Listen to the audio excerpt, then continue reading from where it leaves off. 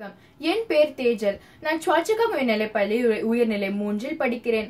நான் இப்போது இளமையில் முயற்சி முதுமையில் காக்கும் என்னும் பழமொழிக்கு ஏற்ப எடுத்துக்காட்ட விளங்குகிற நம் முன்னாள் எதிர்ப்பு ரசாநாதனை பற்றி பேச போகிறேன். 1924 சிங்கப்பூர்ல பிறந்தாரு.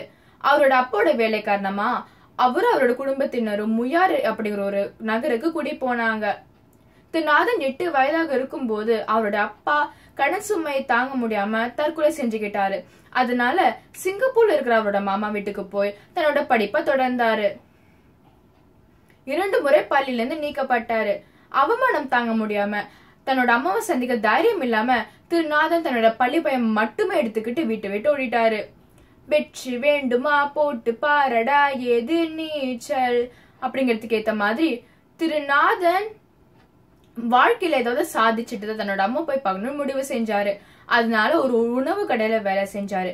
பிறகு ஜப்பான் மொழியை கத்துக்கிட்டு ஜப்பானியர்களுக்கு உதவியாளரோ ஒரு அலுவலகத்துல வேலை செய்ய ஆரம்பிச்சாரு. காலம் பொன் போன்றது, கடமை கண் போன்றது அப்படிங்கிறதுக்கு ஏத்த மாதிரி நாதன் வேலை செஞ்சுக்கிட்டே தன்னோட ஓநிலை தேர்வுக்காக பயில ஆரம்பிச்சாரு. மாநிலத்துல 2வது இடம் பிடிச்சாரு. காலையில 4 மணிக்கு எந்திரிச்சுட்டு 3 மணி நேரம் படிச்சுட்டு அதுக்கப்புறம் தான் வேலைக்கே போவாரு. பல்கலைக்கழகத்துல பட்டமும் பெற்றாரு.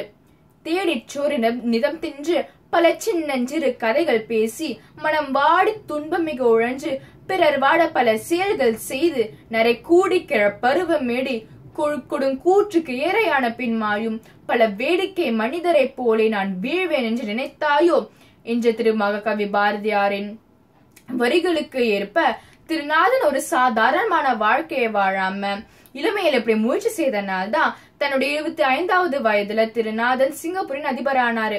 2 முறை அதிபராகி சிங்கப்பூரின் நீண்ட நாள் அதிபர் அப்படிங்கிற பட்டமும் பெற்றாரு. அருமை உழைத்தென்று அசாவாமை வேண்டும், பெருமை முயற்சி தரும். இந்த திருக்குறளுக்கு ஏற்ப நாதன் சோம்பல் அடையாம எல்லா வேலையும் துணிஞ்சு செய்யறதுனால்தான் நாம் அவரோட பெருமையை பத்தி இன்னும் பேசிட்டு இருக்கோம் என்று கூறி விடை பெறுகிறேன். நன்றி, வணக்கம்.